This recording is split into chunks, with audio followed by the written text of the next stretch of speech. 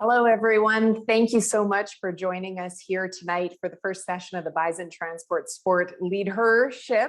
Don't know if you got what we're going there. LeadHERship, getting girls back into sports. My name is Sara Orlesky, and I will be your host not only tonight, but throughout this entire series. And I'm thrilled to be able to be a part of this event because I think it's such an important series to get discussion going about how do we keep girls in sports.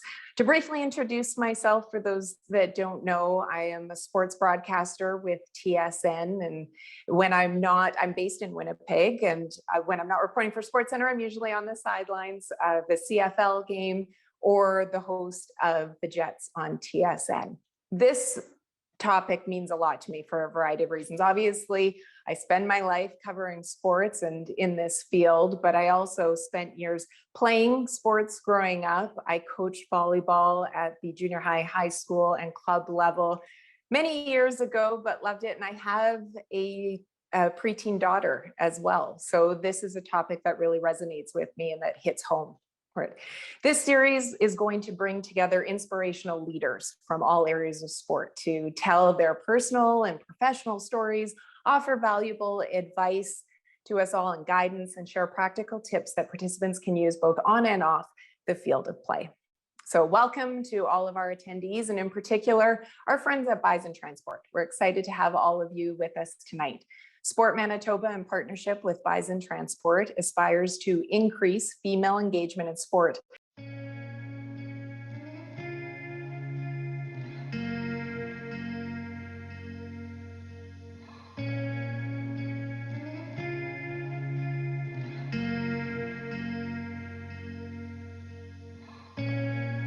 It started when I was a child. I was always amazed by the trucks. And you know, you did the little arm thing and they'd honk at you, and I was just amazed. Thinking, I want to do that. I love the freedom of the highway. And it's not just a man's job anymore. Anyone can do it. I was in a classroom with 12 men. I was the only woman in that classroom. I was actually told by a couple of instructors that a woman belongs in a truck, but not behind the driver's wheel. I got out of the truck, went to another school, and I actually found a school where they didn't care whether you're a man or a woman. And I got my license. I didn't give up.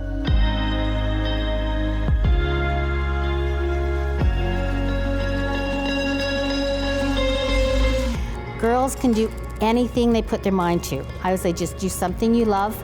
If driving is what you love, it is a very rewarding career. You really can't change people's minds. They have to change it on their own. You can say, look, I've been doing it for so long. I enjoy it. There's so many women out there. But if they don't have an open mind, you're not going to change theirs. Women can do whatever they want and put their mindset just like anybody else, you know. Like driving a semi is intimidating, but it doesn't mean you can't do it. So just got to put your mind to it, that's all, and be confident. If society is telling girls to be something different, I would say go against society. Do what you want to do what makes you happy. Being a woman, you could do anything. There's no boundaries, not anymore. There was back way in the day, before my time. But no, you could do anything.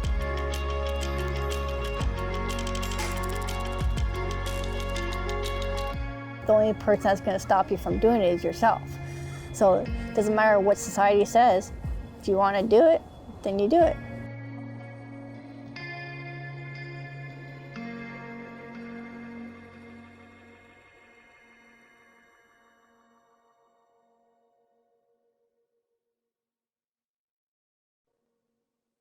So again, thank you to our sponsor, Bison Transport. Before we get going, I introduce you to our wonderful panel and get not only some answers and have some discussion with them, but later on, we're going to incorporate some of your questions as well. A few housekeeping notes that we want to get through. If your internet quality is poor, perhaps you have a child on Netflix, like mine, maybe you just had to kick them off. For it, you can click here to switch stream to view at a lower bandwidth. Now, your video quality will decrease, but audio should remain the same. So that's an option for you. And if you're having any technical issues, you can click on the request help bubble that you will see on the bottom right corner of the webcast page, and your help request will be emailed back to the email address you provided. And lastly, throughout tonight's session, we encourage you to ask questions. As I mentioned, after our panelists speak, we are going to hopefully engage with you. That's what part of this course is all about. And so we want to hear from you. What do you want to have answered? What are you wanting to know more about? So you can use the question box on the right side of the webcast. And also you have the option of engaging on social media, whether that be Instagram, Twitter, or Facebook, tagging Sport Manitoba and using the hashtag LeadHER, capital HER-ship. Now, before we get going, I also want to take a moment to acknowledge all of the women who represented Manitoba at the Tokyo Olympics and Paralympics this past summer. You think about how many great stories came out of those Olympics and how so many of them involved women. And you think about how inspiring, hopefully, it was to so many girls to try to either try new sports or stay in sports. Some of them including coach Laurie Henderson, official Jane Edstrom, athletes Olivia Meyer, Skylar Park, Kelsey Wog, Leah Kirschman, Shay LaRoche, and gold medalist Desiree Scott. So congratulations to all of you that were involved, and thank you for a fantastic job representing Manitoba and Canada on the world stage. This is the part that really hits home for me when you look at statistics, and there's always statistics to go with this. Even with successes, there are challenges, especially when presented in this situation now with COVID-19. In the COVID Alert study released by Canadian Women in Sport, more than 9 in 10 girls have decreased or halted participation in sport during the pandemic. Now, the big number, though, that we also have to look at is that 1 in 4 girls are not committed to resuming their pre-pandemic sport participation levels post-COVID-19. If these girls don't come back, that means over 350,000 girls won't return to sport. We can't let that happen. We're now going to hear from Amanda Dory. She is the Sport Development Officer at Sport Manitoba, who will not only bring greetings from Sport Manitoba, but speak on the participation levels of women and girls in sport and in the current initiatives that we have going on here in Manitoba. Thank you, Sarah. And thanks to all of you for attending the session tonight. I also want to thank Bison Transport for their continued support of the Bison Transport Sport Leadership Series. We're working together to empower and inspire women to become leaders in sport, in their communities, and overall in life.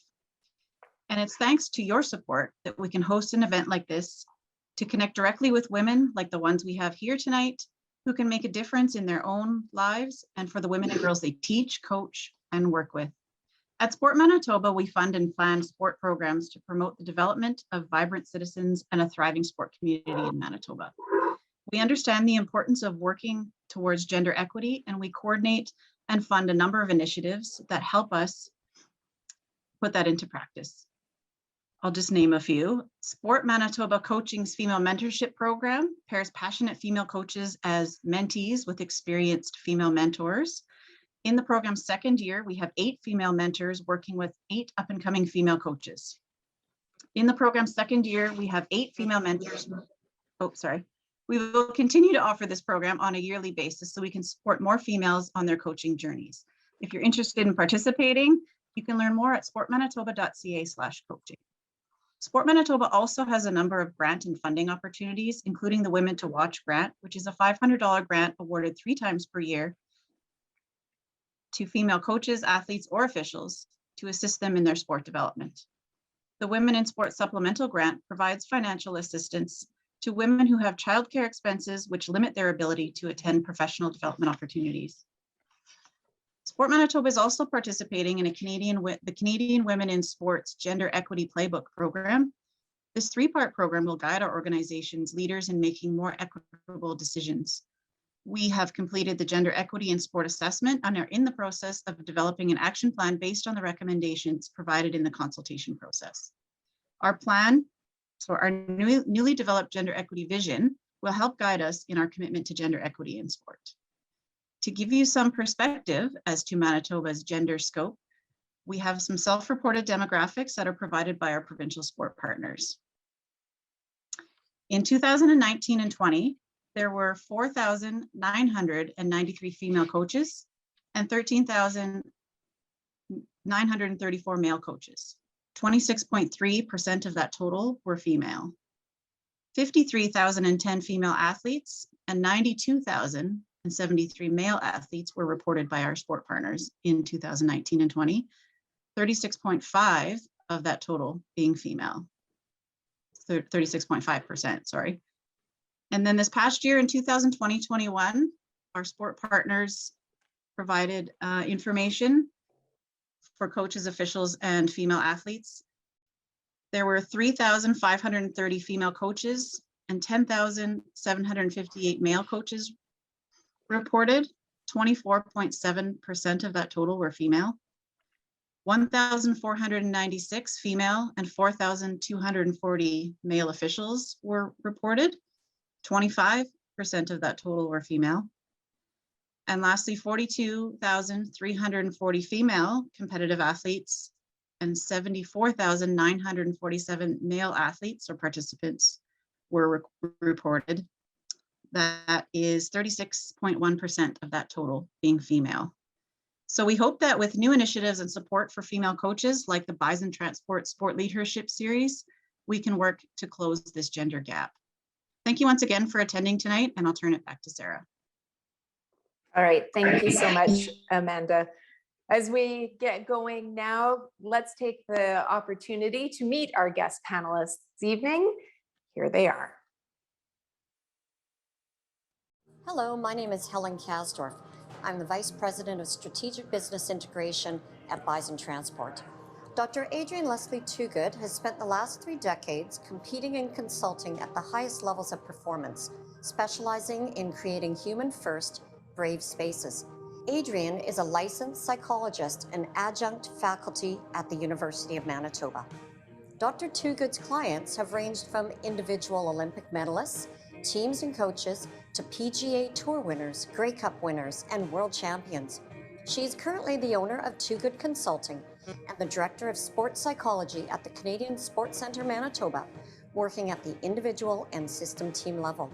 She has extensive experience with other performers, including air traffic controllers, RCMP, emergency response team members, corporate executives, firefighters, and emergency medical doctors.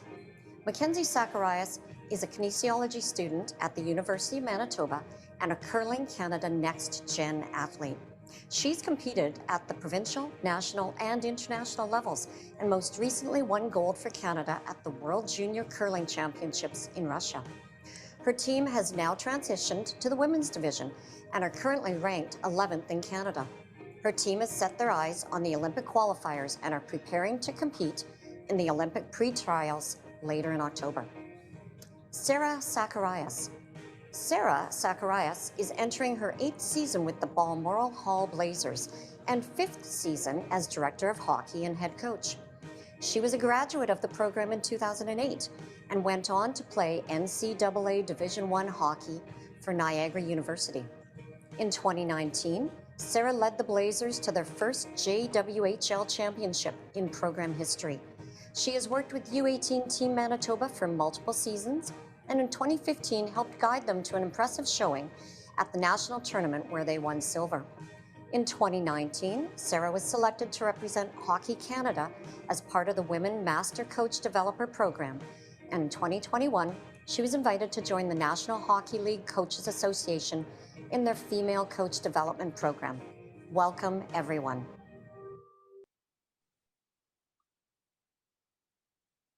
Right, this should be wonderful. So welcome, Dr. Toogood, Kenzie, and Sara for this evening. Looking forward to having all of your different perspectives and different experiences shared with us this evening. So how we're going to structure this is that no, I will moderate and ask the questions for it and direct them towards the individual women.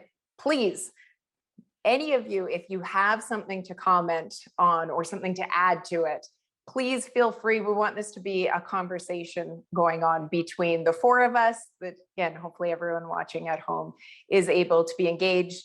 Reminder, and if you have questions and you're watching this, please make sure that you send them in to us and we'll get to them at the conclusion of this evening. All right, I'm going to start with you, Dr. Toogood. Why is it important to keep girls active? All right, well, it's interesting. Just before we jumped on here, I was kind of just checking out social media a little bit, and I was looking at a colleague of yours, I suppose, with Claire Hanna. And Claire Hanna is a great example of why we need to keep girls active.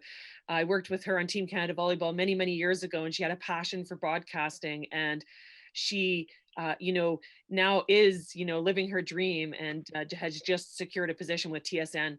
And I guess for me, I'm very passionate about, and I loved hearing what you said about sport too. I think all girls that have been involved in sport, they have a lot of passion for it because it really helped to shape who they have become. And I see sport as such a place to learn and grow and develop. And, Sara, you're involved with Team Canada Hockey, which is incredible. And I had the privilege of working with Team Canada Hockey when the leadership of Mel Davidson was in place. And Mel Davidson actually did such a great job of helping us to understand that it wasn't just the athletes who were shaped and changed through sport, it was every person who's involved. And so even when you look at those stats around the coaches and the officials, it's so important that we have girls involved at all levels and in all positions. Prior to returning to Canada, I had the privilege of working at Kansas State University, and there I was in charge of kind of the Title IX report for campus. And Title IX was a U.S. initiative to increase participation in sport. And it's just it's unbelievable, how the role sport has played in so many lives, my own as well. And so when you look at what's learned through sport, you learn how to fail, you learn how to persevere, you learn how to come back, you learn how to be humbled, you learn about working with other people. There are just so many lessons in sport. And I'm housed in psychology, so I think a lot about the psychological benefits, but I think we could also look at a lot of the physical and other benefits as well. So I think we need to keep girls involved in sport. I also think we need to keep people working in sports so that mentors are available. And the last thing I'll say, it's interesting because I was chatting a lot today and my voice isn't so good. So I was like, wow, I don't know if I'll be able to talk, but so far it's going okay, but then I'll be silent. The other thing that I think is so phenomenal is, you spoke about the Olympic Games, and I couldn't agree more. Whether you have Penny Alexiak, and, she has won the most medals in the history of a Canadian at a Summer Games. And, her, the last medal she won was on the relay. And she said, it's not lonely at the top. And, that's another thing that girls learn in sport. They learn about positive rivalry. They learn about supporting each other. And they kind of learn who they are and what their potential is. So I just think it's unbelievably important to keep girls involved in sport.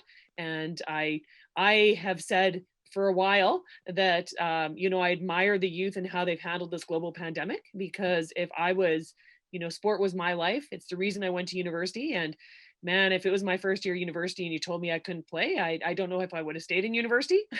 And, even in high school, it was the reason I went to school, what was for sport. So I think that, a lot of girls have been through a lot, and a lot of athletes have been through a lot. And, I think it's so important that we not only make sure people come back safely, but we also include some of the social, emotional parts that are so important in terms of why girls and people stay involved.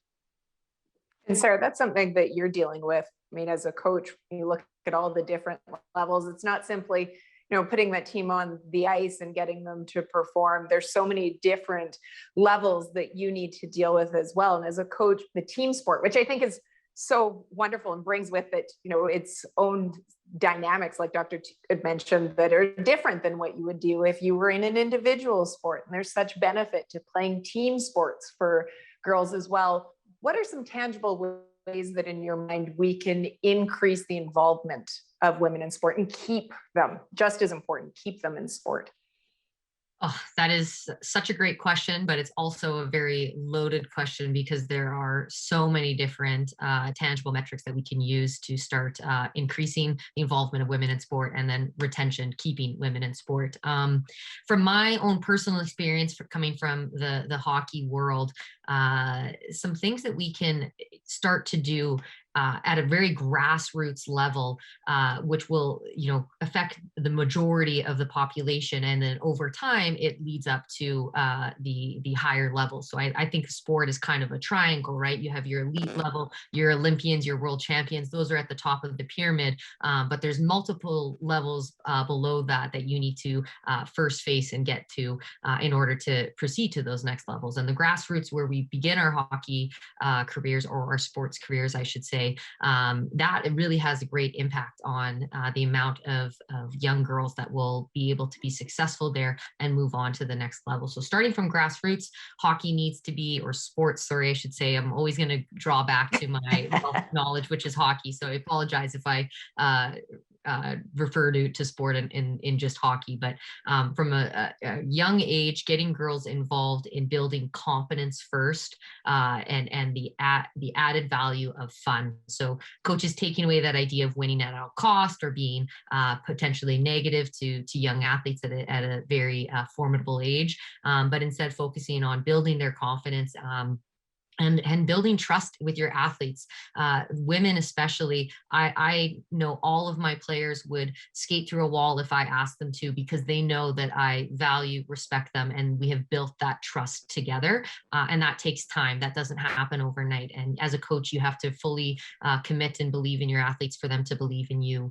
So one is getting focused on building confidence and self-esteem in our young athletes to keep them in. But there's multitude of avenues that we can see from a logistics standpoint that will affect our retention of women in sports. So getting primetime ice, for example, for the sport of hockey, males often receive those best ice time slots, that 7 p.m. start time for a game. I remember growing up, I had to drive out to St. Adolphe. I'm from Winnipeg. That's a 40 or 30-minute drive, and my ice times wouldn't start until 9:30 at night. So on a Wednesday night, I would be finishing practice at 11 p.m. Before I got home and in bed. It was well past midnight into 1 a.m. by the time I was all settled and done. So you're going to lose women in sports from not having the ability to have great quality primetime ice, along with quality facilities. Oftentimes when I played university hockey, we had the main rink, which is your 5,000 seat arena, and then your practice rink, which only seats a few hundred. And oftentimes the male programs are the ones who have access to the main ice, where the females are relegated, I always say, to the practice sheet of ice. So that's an example of something that we can look at to create equity in the game, so that males and females are both receiving the same amount of opportunity, and gender equity. It's real. The other big thing that I'll leave with, that I think we're seeing a huge shift, and I have to highlight Scotiabank's latest commercial that was just released about hockey being an inclusive sport, and it's a remarkable commercial. If you guys haven't watched it, please YouTube it and give it a watch. It's 45 seconds long, but it talks about hockey being an inclusive sport, and that type of visibility, where they have it on a national stage. So a company like Scotiabank putting that out across Canada. It's trending all over social media right now. That is huge for the development of all areas where sport isn't being inclusive yet. But for myself personally in this conversation, for females, getting more women broadcasters. Sara, you're remarkable, and getting to see you work with the Jets teaches my young athletes that I work with that could be them one day. So when they can see themselves, they're more likely to believe that they can do it. So representation matters, and that visibility that we're seeing on a national level now, it is huge. It is awesome, and I'm going to continue to push forward that we need to see more of it. But we're off to a great start, I think, with this dialogue and these type of events that we're here today. So right, what everyone's doing of being a part of this panel, those that are listening at home, you're all a part of making this, making these strides in the right direction.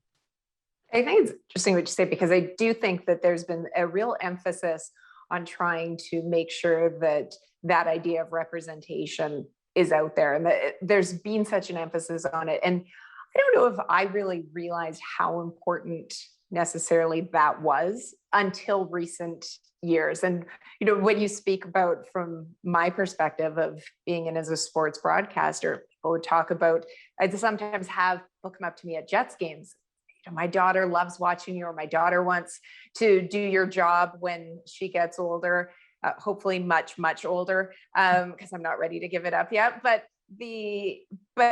I never really thought about it really to the extent that I have in the last couple of years, of just being able to see women in different roles within sports, not just as an athlete, but as a coach, as an administrator, or from via sports broadcasting standpoint, the importance of that and the impact that that can have on young girls growing up. Mackenzie, let's get you involved in here, and let's get it from an athlete's perspective right now. For you, dealing with everything all the challenges that go along with trying to train and everything during a COVID season, for you, was it difficult to stay motivated, or how did you stay motivated? Yeah, it was incredibly difficult. When COVID hit, my team actually had just come back from the World Championship. So we are incredibly thankful, firstly, that we got to go and experience that. But then we were kind of making a transition into women's play right when COVID happened. So we just finished up juniors in 2020, and fall 2020, we had our second lockdown here in Manitoba, and that was kind of supposed to be our breakout year. We had been training all year for that season to try to make the pro tour and the national championship, and it just didn't happen. Everything got canceled. We got 2 events in. It was incredibly disappointing, and it was very hard to stay motivated, to train, to do anything, honestly, to even stay in sport, right? Like if you don't have events to plan, like Adrienne and Sara touched on, it's hard to stay committed to the sport itself. And I think, to be honest, what motivated me, and I think what can motivate a lot of other young girls, is to find people to surround yourself with that are going to push you, that have the same goals as you, that you can rely on and can keep you accountable. And I honestly really found that in my teammates. I am fortunate enough to actually live with all 3 of them now. So it can get a little interesting, as you can imagine, but it's honestly a lot of fun. But during COVID, during the lockdown, we were locked in together and couldn't do a whole lot, right? So I think they are the ones that actually really kept me going and training, keeping a regular schedule, and just kind of trying to find that little glimmer of hope. So what I would hope for all of those young girls out there is, if it's tough and you don't see opportunities coming right now because of COVID and things are getting canceled, just really look for people that can keep you motivated and that are going to push you, and just don't give up on it. Like, opportunities are going to happen. They're going to come along. It might take a little bit, but as long as you're prepared for it, and you're ready for it, once those opportunities happen, you're going to be right there, ready to jump on it, and you're going to get your chance. So how did you overcome some of the, whether it be COVID protocols or the limitations that you had in terms of trying to continue to train as a team or practice? Were you able to? Yeah, we weren't actually really able to a whole lot. Again, 2020 was very interesting. I lived in a very small apartment, so we didn't have any workout equipment. It was all just body weights and stuff like that, waiting for gyms to open. And then when we did get the call to go to nationals last year, we didn't get a train for 4 months. So that was a big hit as well. We kind of got thrown in. We had 2 practices, fortunately, before we got to play the reigning Canadian champions on TSN. So it was tough. It was very tough, but we got our chance and our opportunity, and we weren't going to let that slip through our fingers at all. I would say when overcoming those obstacles, it was honestly the mindset we had towards it. We couldn't really do anything physically, which was tough, but we knew that if we kept doing what we could, going for walks every day, we would often work out in the living room with a workout video. Our trainer would send us some body weight stuff to do, and we just did what we could. And I think for girls that aren't getting the opportunities right now, just do what you can. Don't give up on it, and you're going to get your shot. For you, Sara, how did it impact how you were able to coach and train your team? it flipped the idea of coaching on its head, and I'll take it as it was an opportunity for me to grow and learn and become a better coach and a better person. To echo what Mackenzie was saying, that everything that you were speaking of reminds me of a term that I use with my athletes, and it's called controlling the controllables. So in a game, you can't control if a ref gives you a call that you don't like, or if a player slashes you from behind and there's no penalty. You can only control how you respond and how you work and how you move forward. Well, taking that outside of just the scope of a sport and putting it towards life, that's what we were all faced with. What can we do? What can I control personally when everything has been taken away? Regardless of where you were in Canada, at some point, everybody was in some type of a lockdown here in this country. So we all know what it's like to have a lot of your freedoms taken away from you, for a short term. So things that we did, a lot of these Zoom calls, but we tried to keep them engaging and fun with the girls. So we would turn them into team builders, whether it was a scavenger hunt around the house, where we'd had group challenges in small breakout rooms where we had them making origami, but only one person could make it, and they had to be on mute, so the players could only work with the visual cues and not audio cues. So we found some ways to keep it fun and interesting, but really just trying to find ways to connect with our athletes throughout this difficult time, and to find opportunities for them to have a voice to voice their concerns. We did, I think, 4 different sessions with a team psychologist who met with us to talk a lot about coping strategies and how we could work through things.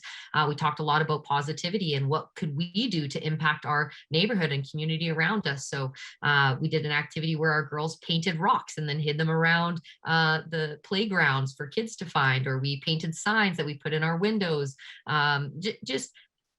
It was different. It was difficult and challenging for sure, but I think it definitely brought our group together, and it reminded us that, like I said, controlling the controllables, the things that are outside of your scope of control are going to happen to you in life outside of hockey, but all that we can do is control how we respond to those things. And I think it served as a really valuable life lesson that I could impart to my athletes, and then also heed my own words and learn from as well. I'm feeling, I just need to jump in quickly because my heart is going out. First of all, I'm so inspired. These are amazing panelists and amazing humans. It's so amazing to have a conversation with you, but I can't say how much all of that resonated with me. And from my standpoint, I know when the Olympics and Paralympics were postponed, we did have we had the privilege of a conversation with Chris Hadfield, the COC, the Canadian Olympic Committee brought him in. And he started in a very profound and powerful way because it was from lived experience. And he said, when you go to space, the world is different. And the sooner you accept that, then, the sooner you're going to figure out how to be the best version of yourself in the new reality. The sooner, if you hang on to the way the world used to be, it's not that way anymore. So we need to move on. And one of the things I think that's really important as we return to sport is that we recognize that it's not about going back to the way it was. The world is different now as well. And we need to, embrace that as we move forward. And the other thing that was wonderful was I heard you when you look at kind of psychological hardiness and people who, make it during really tough times, you just threw out so many of the things that are those, they have these 4 principles. And one is exactly what you said is, control what you can, focus on the parts you can control, embrace the opportunity to get better when it gets tough. Understanding your why is really important. And I think that's particularly relevant for girls in sport because the whole world, I think, is wondering what the world is, what's the role of sport right now? We're so busy with this other stuff. Where does sport fit into it? And girls don't necessarily return for professional careers, right? That's a big difference. If you go to an Olympic Games in hockey, the men are taking a break from their multi-million-dollar careers. And for the girls, this is their life. This Games is their life. And so when you take away those competitive opportunities for those girls, they're not really sure why they're doing it anymore, and so really getting back to the why and the love and the passion for the sport is so important. And the last one is kind of connecting with people around you, which again, Mackenzie highlighted so nicely for us, but, creating those connections, knowing who your supports are, you can't do it alone. And I think that's just so incredibly important. One of the things that I think is such a hidden benefit of this global pandemic is this idea of mental health that's become so present. And, before in coaching scenarios or sports scenarios, people would show up and they'd skate or they'd throw rocks and you didn't really talk about much of that stuff. But I think we've all been forced to become more emotionally agile, more emotionally literate, and more aware of our emotional well-being, just like we have been our physical well-being. And that stuff's not a bad thing. But I think as we return to sport, we can't like shelf that stuff and pretend we're not this new person. I think it's so important that we take all that into consideration and create space for those conversations that we can support each other, because it is tough right now for some people, and everyone's been differentially affected depending on kind of who they are or what's happened in their life. And you can't just not have that happen. We've all grown, and I guess the last thing as we return with teams, it's getting to know each other. Who are you now? Like, I haven't seen you for a couple of years. Like, who are you now? Where does sport fit into your life? And but I just think those things are important. So I just couldn't help it. I was hearing you guys talk and I'm like, oh my gosh, that's so great. And it brought me back to my world, because my job changed so much during this time too.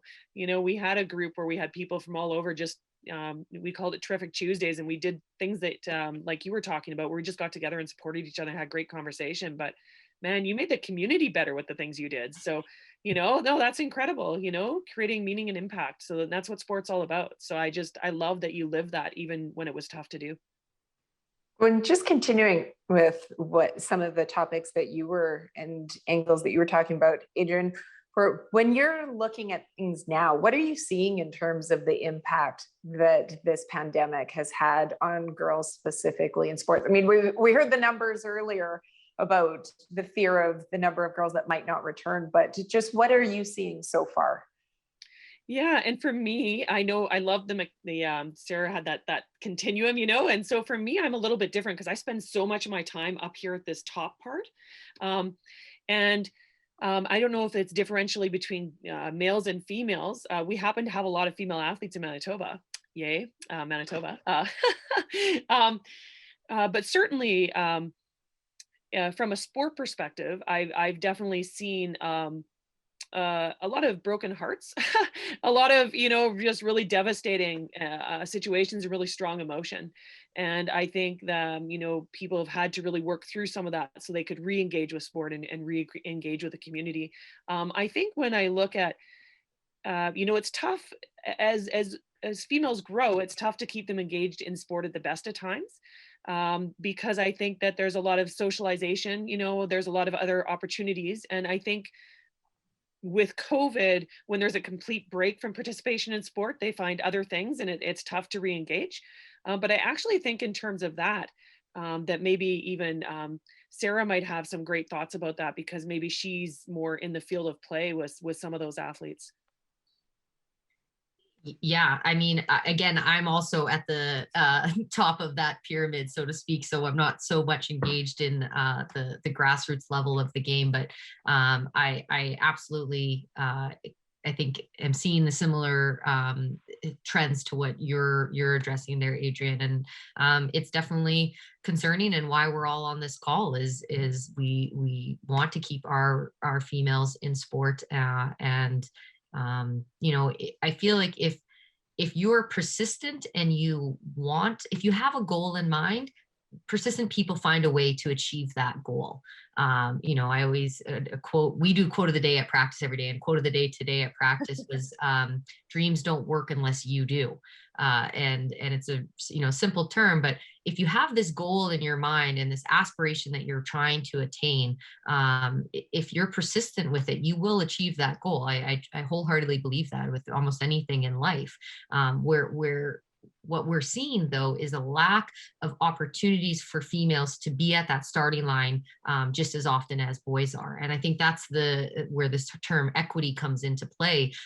Equity and equality are different words and mean different things. And the idea is that, if we have a starting line, women tend to start behind this line girls start behind the line than boys do. They are not always starting at the same starting point, whether that's from, social standings, whether that's from socioeconomic issues with families are more likely to put boys in sports than they are for girls, for safety issues. There's lots of different reasons, but the goal of what we want for equity is to bring females up to that starting point so that they have the same opportunities as boys placed in front of them. And we had listed already a couple of ways that we can be doing that. From at least a sports standpoint, as conveners, as associations, as leagues. We talk about representation, having women in all positions at all levels. So getting women involved in boards at higher levels who are making those decisions that are impacting those grassroots levels. So there's not really one answer. It's a very muddied water. But I think as I always go back to this, talking about it, and the visibility of getting the issue out there and putting it in front of the masses for people to realize and second guess and think and go, oh yeah, that resonates with me. Yeah, you're right. That does make sense. We do need to change that. That's the beginning of how change happens. So there's not really one, I wish if there was an easy answer, we would have the answer by now, but there isn't. Mackenzie, when you wanted to get your opinion on something, because you also, I mean, you come at it from the athlete too, in that you're currently also trying to pursue a university degree while training to compete at the elite level as well. How do you balance that? Because I think that's something that, especially as girls get older, even before they get to university, I mean, trying to balance sports, a demanding sports schedule with academics, with various, finding that balance that I'm sure many of us, just in life in general are searching for, is not easy to find for it. How do you try to balance the two? Yeah, it's not always easy. I know that's kind of where in a lot of sports you see the drop off is from high school to university. You kind of feel like you have to make a decision sometimes. Do I want to go to school? Do I want to pursue sports? And I honestly think that we can do both. Often people can go to school for their sport. Unfortunately, for curling, that's not really an option. But I definitely learned a lot of things throughout my time in university. I'm almost done. I'm in my 5th year now. And there's a couple things that I learned, I guess, that I just have a couple points here to talk about that I learned that I wish someone would have kind of told me before I entered school. And honestly, I think if you want to pursue sport and education, go for it. But definitely don't put too much pressure on yourself to finish that degree in 4 years. I know a lot of people are like, okay, I got to get in, I got to get out, I got to get a job. It's not the case. Honestly, 4 years, 5 years, it goes by faster than you think. I'm completing my 5th year now, thinking it's going to be my last year, but I mean, you never know. Definitely don't put too much pressure on yourself for that. And take less classes. I've learned that 4 classes is a lot if you are competing at a higher level or at any level. Take 3 classes if you need to, kind of pair it up with a harder class, a couple easier classes, and talk to people in that that are in the program and advisors as well. And they'll kind of give you a good idea of what to take when and which classes to take. And everyone's there to help you. Nobody wants you to fail. Nobody wants you to have a hard time with it. There's so many people that want to help you, including professors and other students as well. And another thing that I learned that was really key is talk to your professors, get to know them, build a relationship with them. They want to help you. And if you're ever missing classes, labs, midterms, talk to them. They want to hear from you. And honestly, what I would do is as soon as I would get my syllabus, I would find the dates that conflicted with my tournaments. I'd email them and I would tell them like, hey, I'm gone for a week. Like, I'm sorry, I'm not going to be able to make the midterm. Can I take it earlier? And if you try to come up with a plan that accommodates them, then they're more likely to help you out. And I've learned that professors are always there to help you. And so if you're looking to pursue any kind of career, but you don't want to give up on sport, you don't have to. There's always going to be ways to do it. You just got to find those ways and you got to make it your own way as well. But yeah, with a little bit of determination, you can definitely do that. And you mentioned that you're almost finished your degree. So you're going to be balancing that being in the workforce, but also trying to train and compete the elite level for it. What's inspired you to continue to try to do that balance? Yeah, that's going to be another task in about a year, is kind of figuring out how to do that. but it'll be a future series that we'll follow up on with you. exactly, that's Reality show. but I'm definitely not going to give up on sport. And like, if you love what you do, don't give up on it. That's what I've learned as well. As long as you're having fun doing it, it's not worth giving up on. There's always a way to make it work.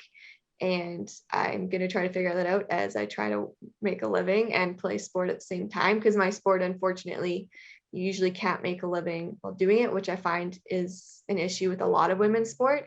Men's sport, the money's good. You can often just pursue that and you're good to go. With women's sport, you have to have a backup, is what we call it here. You have to have a backup plan or a side job or just another source of income. And unfortunately, that's just the reality that we live in right now. And hopefully one day women's sport can get to the point where we don't need that. We can pursue sport if that's what we want to do. We can have a job if that's what we want to have as well on the side. We can do what we want to do. But yeah, I think as long as you love what you're doing, it's not worth giving up on. So keep doing both if that's what you want to do. Absolutely agree. We're going to get to questions, viewer questions in just a moment, but a couple quick questions just to wrap up. Adrienne, I'm going to start with you.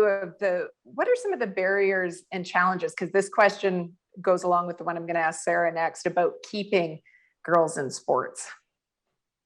Well, it's interesting, and I think that it kind of is an extension of what Mackenzie was saying, and maybe I will talk about kind of the long-term vision and what I've seen as someone who works in practice with both genders. And I know certainly if we look at Team Canada, volleyball, we look at the men's versus the women's program. It's quite, from a salary perspective, a male can continue in that sport for quite some time and support a family. And it's actually pretty cool to go with a partner to Europe and play professional volleyball.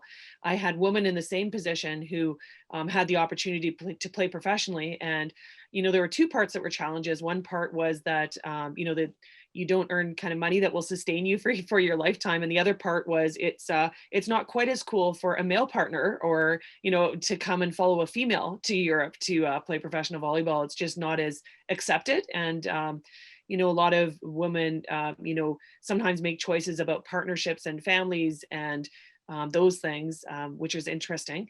And, I think that one of the other challenges too is the lack of professional leagues. So Sara's involved in hockey, and I know from being with the Team Canada Women's Hockey, they have Four Nations Cup, a World Championships, and an Olympics. And other than that, they have no opportunity to compete. We don't realize it, but they're pretty awesome athletes and they have no opportunity to compete. And women's soccer now has leagues they can go around the world. But I'm just going to mention that I believe at the Olympics, the most viewed event was the final for women's soccer. I think it had the highest viewership in the world, or at least North America. I swear I saw that somewhere.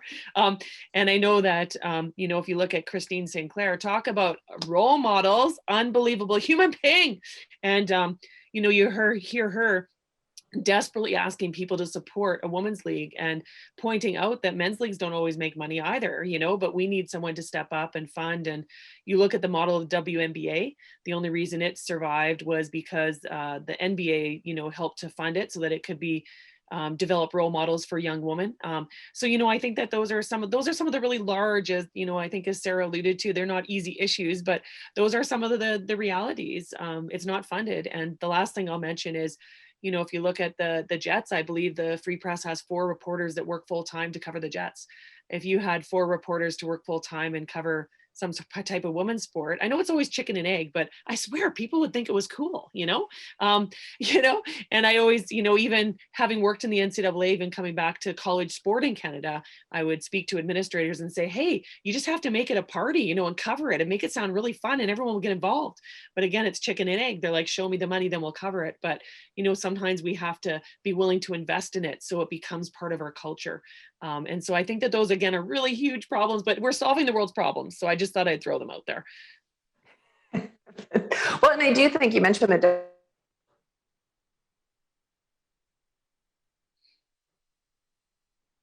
growth that you continue to see. And then you think in this country, even the interest that continues to grow because of Kia Nurse and various athletes, that again, that representation of girls being able to watch, thinking that could be me one day.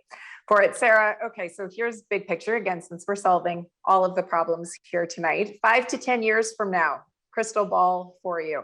What's the landscape of women in sports look like? I'm echoing exactly what Adrienne was saying. If we are willing to invest in sustainable actions that are going to affect the amount of representation of women in sports, we will see that change, and it will be profitable and successful, just like the WNBA has been. We have seen other sports do it in other countries. So what's to say that we can't do it here in Canada? NCAA is a great example. Title IX comes into place and it absolutely changes the entire landscape of the world of sport. And that's not just for Americans, that is for across the world. International athletes come in spades every year to play different sports at an NCAA level because it's an opportunity, it's realistic, it's achievable, it's tangible. And because again, representation matters. You see people ahead of you that have done it in the past. You feel like you yourself can do it one day too. So 5 to 10 years down the road for me, we're seeing NHL coaches on the bench that are females. And I'm not just talking, I know a handful right now that are working with NHL teams as skills coaches, as skating coaches, as systems coaches, as goalie coaches, video coaches. Those are all great, but we need representation. We need on TSN, on ESPN, on wherever it's going to be played, we need to see them behind the bench. We need to see a female officials officiating games, whether that's the CFL, whether that's the NHL, regardless of what sport it is. We need to see more females officiating at games, coaching at games, becoming general managers, owners, representation in the boardroom, as I alluded to earlier. When you don't have female voices in those rooms, I think you're missing an opportunity to have a voice heard. And again, this goes back to the old line that I'm always going to go with. That's representation matters. And I count how many times I say that today, but it's because it's true. So that's where I see the game in 5 years. And from a personal standpoint, with my involvement with Hockey Canada and the Female Master Coach Developer Program, I would really love to see more females involved in all sports at a coaching level from a young age and on. I think to my own personal experiences, that's where we all drive and get our expertise from. I didn't have my first female coach until I was in university. I had her for 1 year before they fired her and replaced her with a full male coaching staff. So in my elite and professional playing career, let's say it spanned 18 years, I had one female mentor, one female role model put in front of me in all of those years. And that was enough for me to go, hey, if she could do it, I can do it. I'm going to be a coach one day, and look at me now.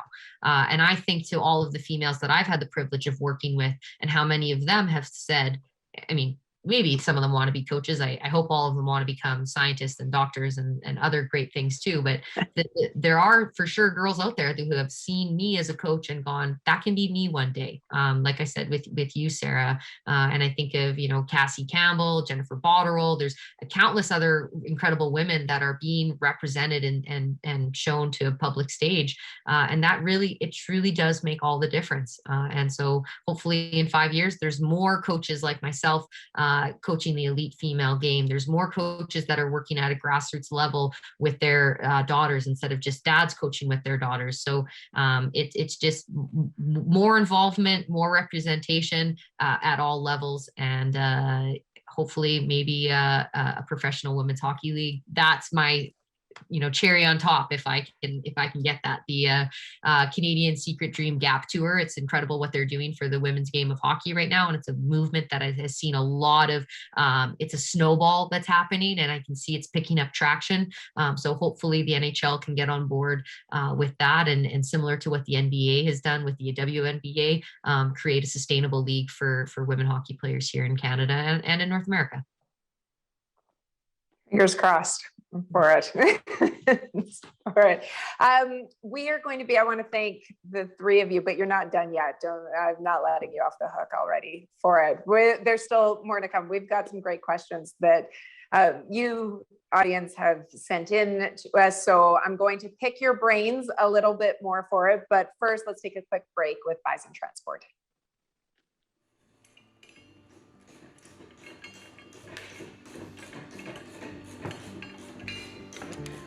So I was at the top of the track, and you can just see going into corner one, it's just, it dives down, and you can't see anything else. And you just know, okay, this is going to be intense. And went down. It felt like I got thrown around in a garbage can. That's the best way I could describe it. And just the pressures are really, really tough, and they just drag you down to the bottom of the sled. You can't see anything. We'll have the maple leaf there. Nice. With our number. Or is it number maple leaf? Something like that. Yeah. You never know what you're going to be great at until you actually try everything. And just because there's maybe not socially accepted to do something, it doesn't matter. You gotta still try that, because you know it could bring you to Olympics, or it could bring you to wherever you need to go, and you're gonna be really happy.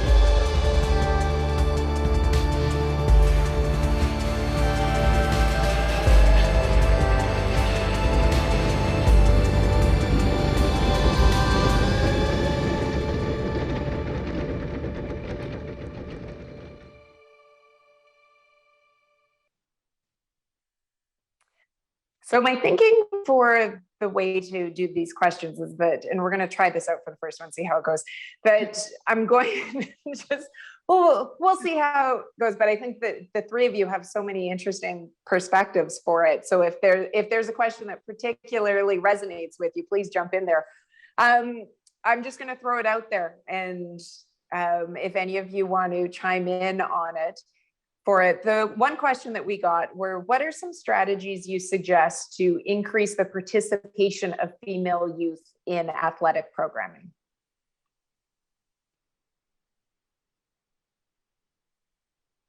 I feel like we're all being polite and not wanting to be a camera hog. That's what my fiance calls me. He calls me a ham and egger, because I like to ham it up in front of the camera, he says. So if you guys don't mind, going back, we've said this already time and time again, but I think creating the incentivizing the sport at a young level, at a young age, is going to be extremely impactful on creating opportunities to have females in sports. So, like I said, making it about building their confidence and enjoying and having fun, but creating environments where we can have all female groups is huge. Because I think back to the first Bison Transport video, where one of the female truckers said she went to the classroom and she was the only female in a room of 12 males.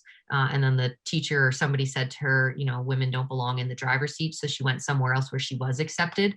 That is really similar in sports for females at young ages. They often get put into groups where it's majority boys, and sometimes you can be the only girl in your sport, and that can be intimidating, and that can be scary, and that can be overwhelming. I had a lot of personal experiences being the only female on my team.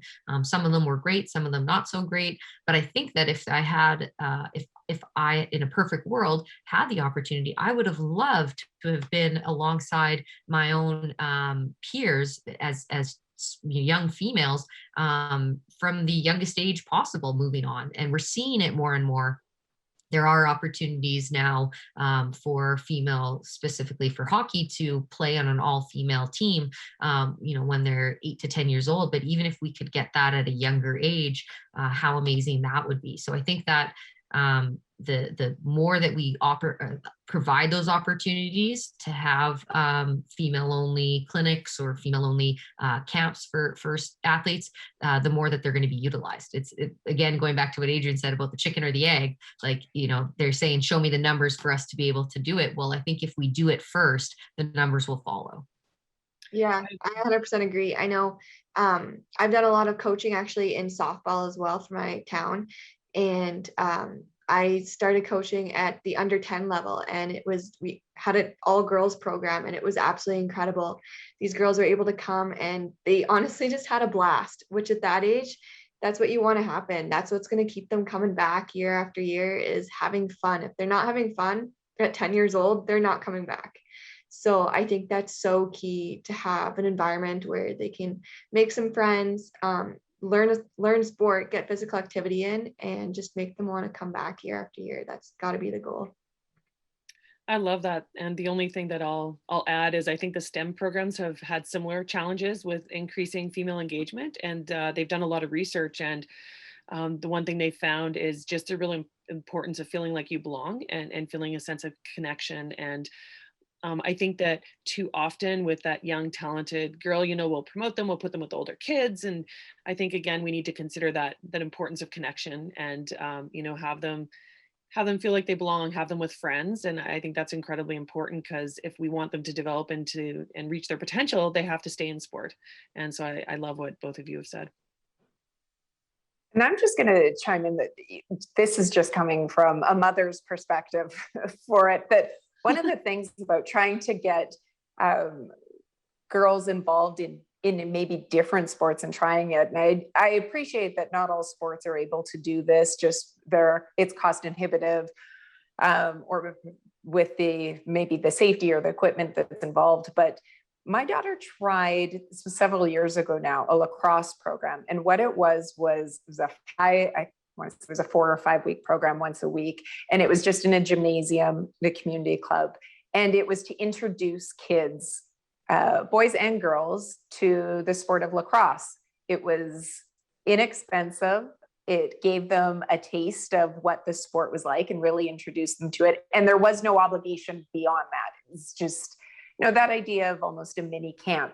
And they had it that if you were going to continue with lacrosse afterwards and you were interested and wanted to sign up, that it was the cost of the camp was put towards your registration fee. And what struck me about it is I thought it would be so wonderful if we had the opportunity for more sports to almost have that, that sampler of it, that I can appreciate how many, whether it be parents don't want to put their kids in sports that they don't know for sure because of the cost, if the kids will like it, or the kids don't want to try it. And this one, there was no concern about having to put, either signing up and my daughter feeling as if she was going to have to play this sport for the next 8 months if she didn't like it. It was just an opportunity to try it out and get a feel for a different sport. And it was always something that struck me that I thought was a wonderful idea, and a shame that we don't see more of, because I think that opportunity to introduce kids to sports, especially ones that maybe they wouldn't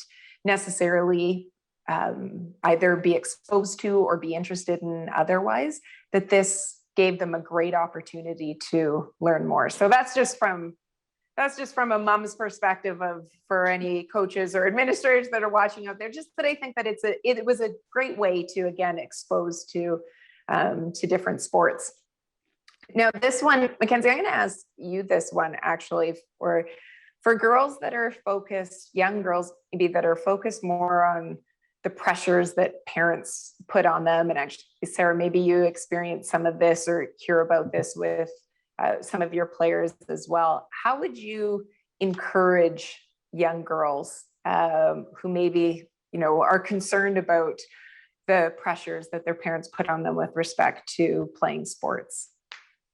Yeah, it can definitely be hard playing with that expectation and pressure on your shoulders. I thankfully had really supportive parents, and my dad's actually my coach, so that's always been really good. But I've been surrounded by players who have felt that expectation, and I mean, I experience it too, just in other places as well. That added pressure definitely, it takes a toll, and it makes it hard going in and wanting to play your best, or you feel like you have to play your best all the time maybe. And that's a lot to deal with a lot of the time. And for me personally, I found when the pressure's on, it can be hard to perform, especially when you're performing for somebody else. I think the key is when you feel that expectation from parents, from coaches, from people like spectators, from anyone else in your life, is you just got to remember why you're playing this sport.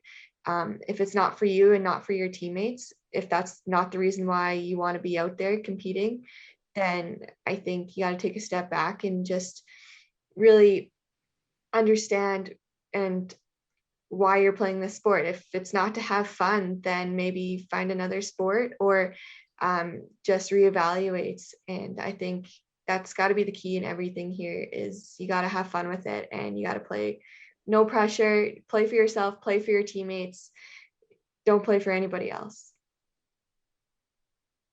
I definitely have experience dealing with the pressure from parents placed on their athletes with my sport and my profession.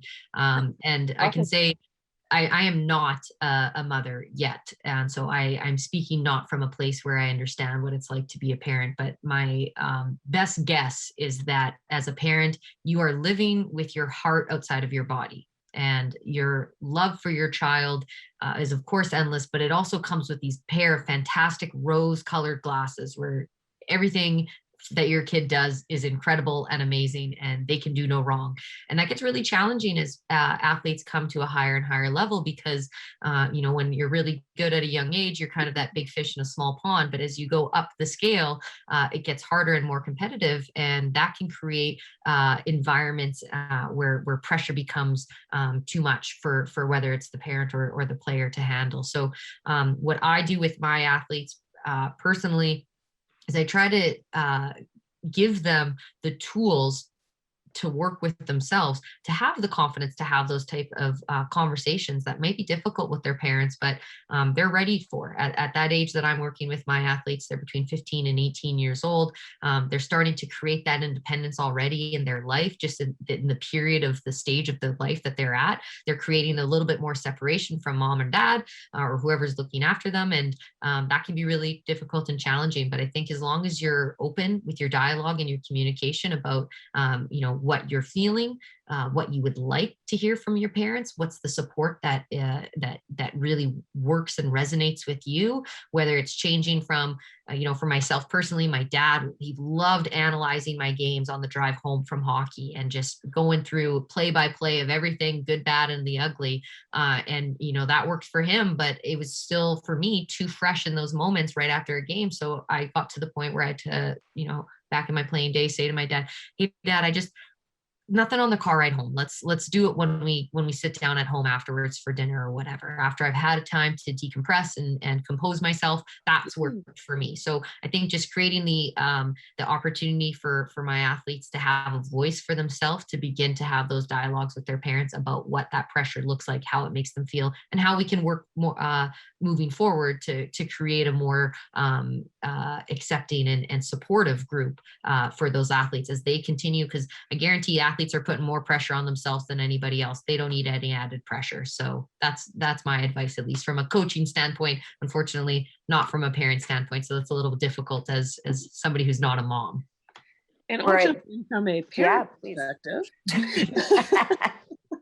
In a few ways, as a professional, I remember Gary Powell's a triathlon coach and has just had a ton of success, with his athletes. And we had a parent meetings at the beginning where he, myself, the athlete, and the parent would meet, and he'd have parents that would say, "Hey, I really want you to push my child," and Gary would always say to them, in my experience, it'll be up to your child to push themselves. I'll support and provide an environment for your child, but it's not going to work. That's just not what I'm signing up for. And it's just not going to work. And I think as a parent, it is challenging. You're exactly right, Sarah. But I think that you have to, accept the role your child wants sport to play in their life.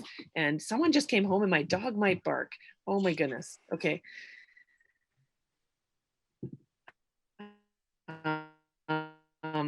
Yeah, of course.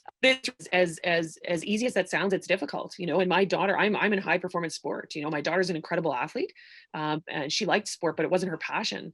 And definitely as a parent, I had to learn to take a step back and let it be her journey.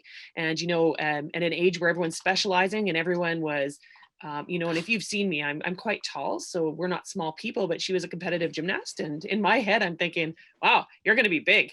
She loved gymnastics, but I was like, I consulted with other coaches. I'm like, when do I talk her out of it? And they're like, no, that's her decision, and I mean, she was very good at other sports, and I really wanted her to just pick up the other sport. And I had to sit in my office and remind myself that that wasn't her dream. Her dream was to be a multi-sport athlete, and she still wanted to do gymnastics. Even in my head, I'm like, this makes no sense. But, I'm so happy that I was able to figure that out and allow it to be her journey in sport. But it's hard as a parent. And so I think that we have to be honest with ourselves as parents and, keep ourselves in check and, make sure to that it's your kid's dream, because they'll choose their path. They'll choose what the right fit is for them, and sport can be this beautiful journey. And then the other thing I hope is that, I hope that coaches recognize, even though she wasn't the top kid on her soccer team, that played an unbelievable role in her development as a human. And to this day, she had this coach named Steve Dreger, who was a huge part of raising my child, and he was just the best coach she ever could have had. And he valued her, even though she was a role player on that team. He helped her feel like an important part of that team. And I think that, she's gone off and she, has gone away to university for academics, and that's where her passion is. But sport played a huge role in developing her. So she wasn't the star, but it still was an incredible part of her life journey. And so I think as parents, we have to recognize that your kid will choose their path and support them where they want to do sport. Otherwise, they will quit. Otherwise, they will leave. And, we want to keep them active because it has so many other benefits. Absolutely. Sara, this question was sent in and directed at you, but I think that really all three of you can chime in on the idea behind this. The question was, since you're working, and I'm just read it, since you're working in the high school level, the question is, often in junior high and high school sports, there's a tryout for the team and athletes who may not be as talented get cut. Or there is a segment of female athletes who identify they want to play, but they get cut, and then there isn't a space for them to play or get better. Do you think it's feasible to change the culture of school sports to field either development teams or rec teams to keep girls at grassroots level? 100%, absolutely. And we see it with the guy side, with males. So why can't we do it if we already have a perfect system in place that shows male programs that are able to offer it? Why can't we do it for females? I think of high school teams. A lot of male programs have they'll call it either their A squad or their AA and A squad, where they have a higher level or maybe their elite performance group, and then a lower tier for the kids that maybe were trying out, that weren't quite at that level, but are still working hard to develop and improve their skills, so that either maybe one day they can make that higher level team, or they can continue to play with their peers and have fun and enjoy the sport that they are attracted to. So yeah, we already have it in place for males. I think where people can argue that in high school sports, there's a lack of numbers for females, but there's always ways around that. So I think in my head, well, we don't have a high school team at the school that I work at Balmoral Hall. We just have our prep program, and then a hockey academy, which doesn't play games, but it's for skill development for younger athletes. But, in an ideal world, I would love us to have a high school team as well. We just don't have the numbers for it. But who's to say that we have to have a league that's simply BH high school hockey team, as opposed to a BH and St. Mary's high school hockey team that's combined? Why can't we have two schools that are working together to field one team? And instead of having 12 teams in the B division of the high school league, they just have 6 teams, and they're an amalgamation of different programs. So absolutely, the opportunities are there. We've seen it be successful in the male side. And if numbers is the argument from the, I think they're called the Manitoba High School Athletic Association, if I'm correct on that their acronym. But I think it is feasible and certainly worth, putting that option out there to seek, because I think there are definitely, I know of in my school alone, a handful of girls who would love that opportunity. What do you think, Mackenzie? Yeah, that sounds like an incredible idea. I know, I come from a small town, and there was oftentimes when there would be just boys teams, like hockey, for example. There was a boys hockey team, but there was never talk of a girls hockey team. That wasn't even a question.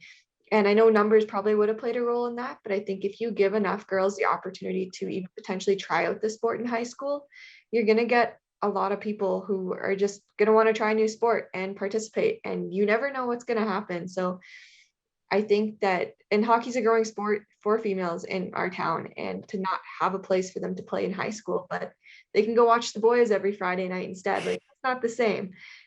It's definitely something I think that needs to be looked at across the whole province.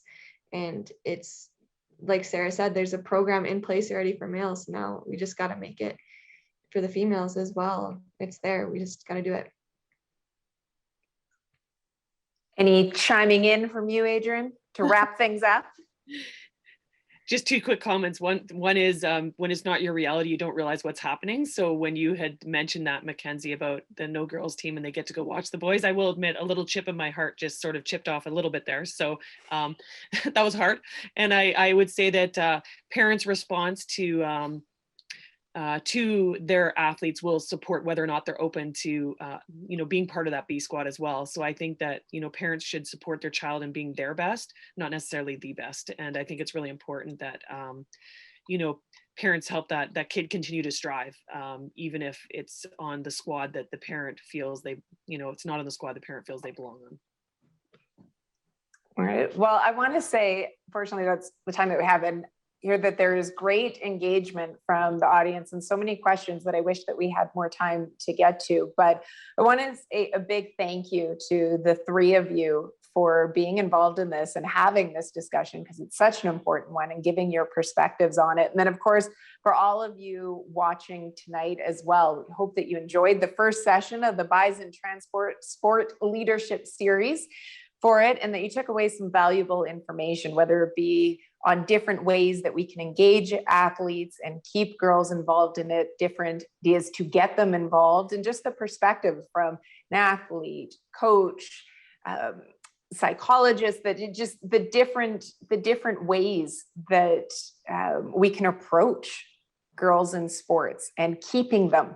I just keep going back because it's so, the numbers are just, when I go back to the those numbers about the girls with the COVID times, it breaks my heart for it, because I think of so many wonderful memories that I think so many of us that have played sports or been involved with it have, and just knowing the importance of it. And you think about girls that might miss out on those experiences, and you hate to see it for it. So a thank you to all of you for sharing your stories and your insights, and a special thank you, of course, to the title sponsor of Bison Transport for it. This series wouldn't be possible without you. Tonight's session, I'll let you know, will be available on demand on Sport Manitoba's YouTube channel, or at sportmanitoba.ca/LeadHERship.